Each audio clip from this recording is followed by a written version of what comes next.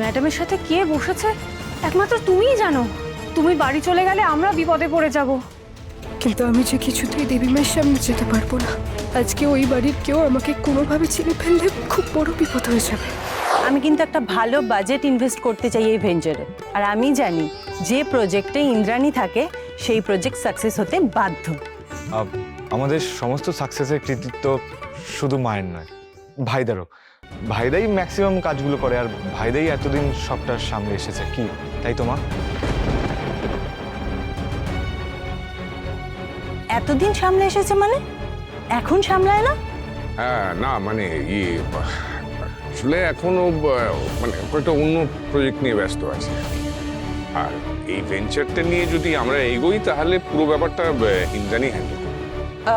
হ্যাঁ, আর আয়ুষের কাজগুলো আপাতত সিদ্ধার্থ দেখে দেবে। হ্যাঁ, আমি আছি, ঈশান আছে, অনুশ্রী আছে। আমরা সবাই মিলে আগে একটা বিজনেস প্ল্যান করি, তারপর আমরা মুভ করব। শিওর। তবে আজকে পার্টিতে আমি কাজ নিয়ে কোনো কথা বলতে চাই না। আজকের দিনটা শুধুমাত্র এনজয়মেন্ট। কিন্তু এইভাবে খালি হাতে কি কোনো এনজয়মেন্ট হয় বলুন? কেউ কোনো কিছু আনছে না কেন? স্ন্যাক্স, ওয়েলকাম ড্রিঙ্কস কিছুই আনছে না। Excuse me waiter.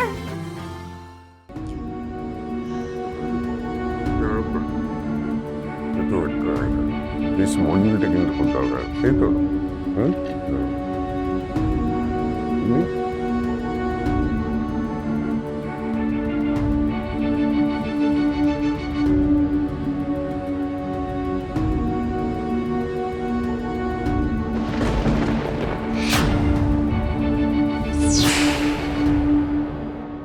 আমার তো বিশ্বাসই হচ্ছে না আপনি সত্যি আমার সামনে বসে আছেন দেবীমা। কিন্তু আজ চেয়েও যে আপনার আশীর্বাদ নেওয়ার উপায় আমার নেই।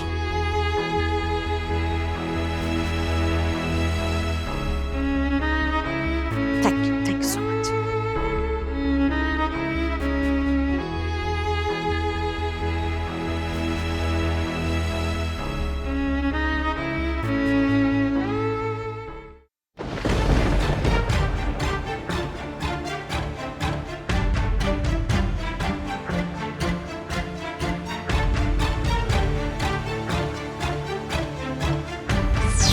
ব্যাপার, মেয়েটি হঠাৎ ইন্দ্রাণীকে প্রণাম করলো কেন?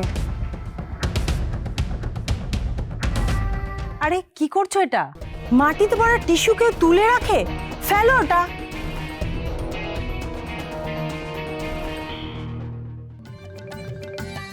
বাহ, কি বিশাল বাড়ি! হ্যাঁ, আমাদের থেকে কোনো অংশে কম নয়। দিদি একটু বলতে পারতো যে এরা প্রায় আমাদের টক করে, তাহলে একটু বেশি ভালো শাড়ি, একটু দামি গয়না পরে আসতাম তো। আরে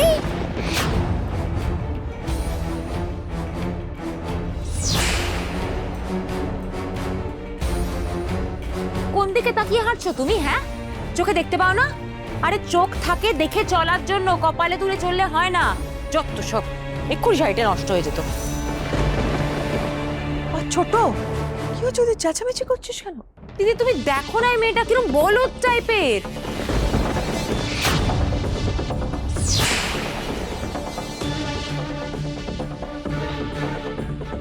কি হচ্ছেটা কি রাখি? ছোট্ট একটা বিষয় নিয়ে এত সিক্রেট করছো কেন? আরে ও দেখতে পাইনি, ভুল করে হয়ে গেছে। আশ্চর্য, তুমি সারাক্ষণ আমারই দোষ দেখতে পাও না? আমি একটা দামি শাড়ি পরে এসেছি সিদ্ধার্থ। আরে এই মেয়েটা যদি শরবত বা কোল্ড ড্রিঙ্কস আমার শাড়িতে ফেলে দিত, দামি শাড়িটা নষ্ট হয়ে যেত না? সমস্ত গরিব গুরবগুলো কোনোদিনও দামি শাড়ি পাড়ি দেখেছে নাকি যে মর্ম বুঝবে? খালি নষ্ট করার বেলা দু পায়ে কি আছে। কাকিমণি কি হচ্ছেটা কি? একটু শান্ত হও। চলো ওখানে গিয়ে বসবে। চলো চলো চলো। She is right. ওরই ভুলটা। অনেকক্ষণ থেকে দেখছি খালি মিস্টেক করেই যাচ্ছে। নোংরা টিস্যু তুলে ট্রেতে রাখছো, গেস্টদের সাথে ধাক্কা খাচ্ছ। একটু কেয়ারফুল হও। দেখে হাঁটতে না পারলে এদিকে আসবেই না।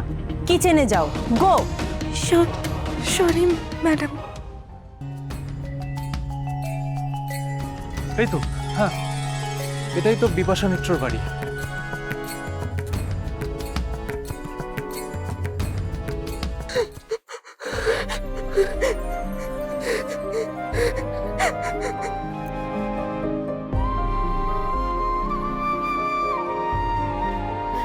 কি হলো কুসুম?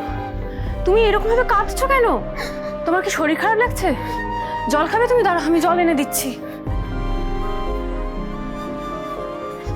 এই নাও জলটা খাও, একটু ধাতস্থ হও, একটু শান্ত হয়ে বলো তো, বাইরে কেউ কিছু বলেছে তোমায়? মনীষাদি, আমি এখানে থাকতে পারবো না মনীষাদি। তুমি আমাকে বাড়ি যেতে দাও। আমার ভালো লাগছে না, শরীর খারাপ করছে, আমি থাকতে পারবো না এখানে। কেন, কি হয়েছে? জ্বর জ্বর লাগছে? পেটে ব্যথা করছে? আমার কাছে ওষুধ আছে, দাঁড়াও আমি তোমাকে ওষুধ দিচ্ছি। আমার ওষুধ চাই না মনীষাদি, আমাকে শুধু বাড়ি যেতে দাও, আমি থাকতে পারবো না এখানে।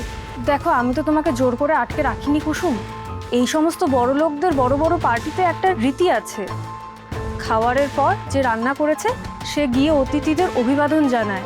অনেক অতিথিরা তার সঙ্গে কথা বলতে চায়। আজকেও যদি সেরকম কিছু হয় আর ম্যাডাম যদি শোনেন তুমি আগেই বাড়ি চলে গেছো, তাহলে ম্যাডাম আমাদের উপরে খুব রাগ করবেন। আসলে তো আমাদের এই ম্যাডামের মাধ্যমে অনেক টাকার অর্ডার আসে, সেটা বন্ধ হয়ে গেলে এতগুলো মানুষ খুব বিপদে পড়বো। তাই দয়া করে আর কিছুক্ষণ থেকে যাও কুসুম, আমি হাত জোর করে তোমার কাছে অনুরোধ করছি।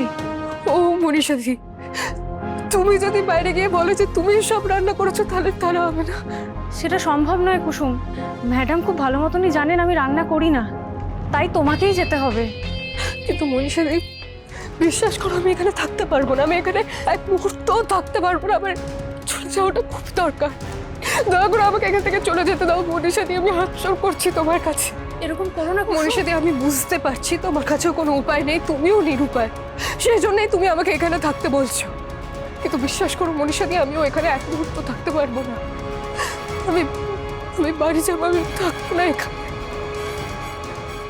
Dinner ready?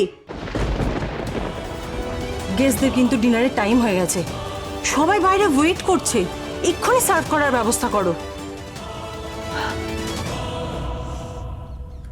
কি সুন্দর গন্ধ বেরিয়েছে, গন্ধ শুকে তো মনে হচ্ছে খুব ভালো রান্না হয়েছে।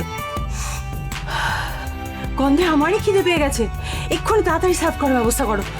আর শোনো, তুমি তো দেখলে আমি কাদের সাথে বসে গল্প করছিলাম।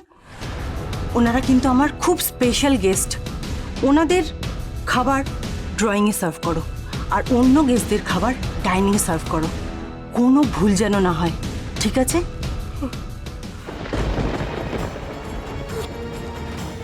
মনীষাদি, আমি পারবো না মনীষাদি, আমি বাইরে যেতে পারবো না। তো তুমি যাও না বাইরে। কিন্তু কুসুম, আমরা তো কেউ বাইরে যাইনি, ম্যাডামের সাথে কে বসেছে একমাত্র তুমিই জানো। তুমি বাড়ি চলে গেলে আমরা বিপদে পড়ে যাব। ড্রয়িংয়ে কাকে খাবার দিতে হবে আমরা কি করে জানবো?